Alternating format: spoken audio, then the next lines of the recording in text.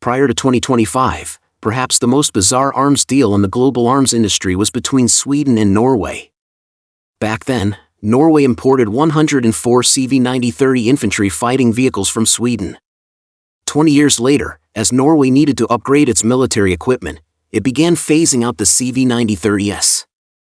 Coincidentally, this happened in 2023, a time when Sweden was seeking to expand its military quickly at a low cost, so it bought back the very IFVs it had exported decades earlier.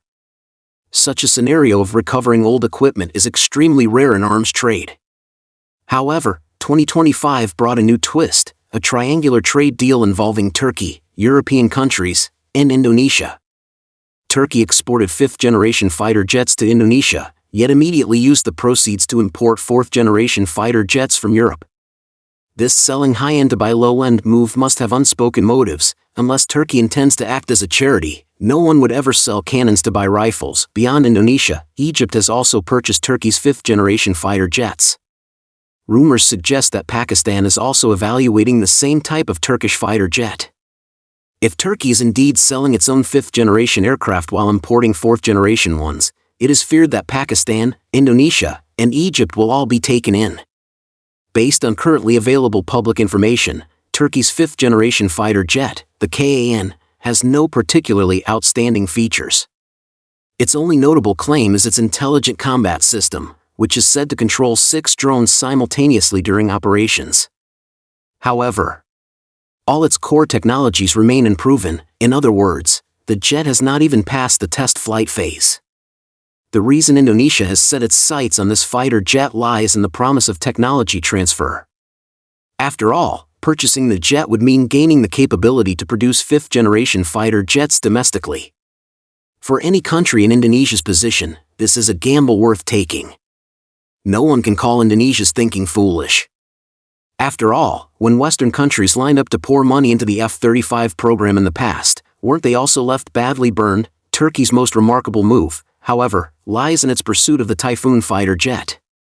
A 4th-generation aircraft jointly developed by several European countries, the Typhoon features a canard delta-wing aerodynamic design paired with high-performance European engines, enabling it to achieve short-range supersonic cruise capability.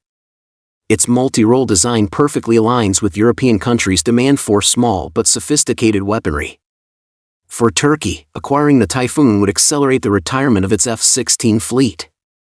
The Typhoon's advanced avionics systems reflect years of high-end technological accumulation in Europe, with battlefield awareness capabilities on par with those of the F-35. Most notably, while the aircraft's designers did not originally prioritize stealth in its shape, it has still gained directional stealth capabilities through measures like radar-absorbing materials. Thus, it is more fitting to call it a 4.5th generation fighter rather than a pure 4th-generation one. What's more, the Typhoon continues to undergo upgrades. Germany purchased a new batch a few years ago with fully upgraded radar systems, and not long after, Spain also placed an order for a batch equipped with even newer engines. Currently, the Typhoon's radar has been upgraded to gallium nitride technology. Looking at the Typhoon's specifications, it's easy to understand Turkey's interest in the aircraft. That said, since the Typhoon is a joint European development, any arms deal requires the unanimous approval of all participating countries. Back in 2023, Turkey first sought to purchase the Typhoon, but Germany opposed the deal, citing human rights issues. In reality, anyone with a discerning eye could see the real reason. Germany has maintained close ties with Israel since World War II and feared that supplying the Typhoon to Turkey would pose a threat to the Israeli Air Force.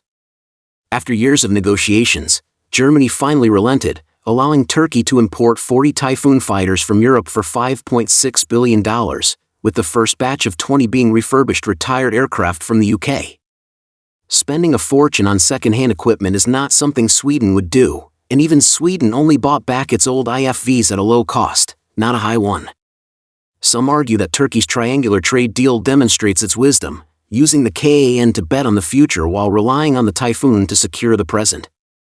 But from another perspective, Turkey is paying a premium for second-hand 4.5th generation European fighters while selling its 5th generation KAN at a lower price, complete with the transfer of production technology.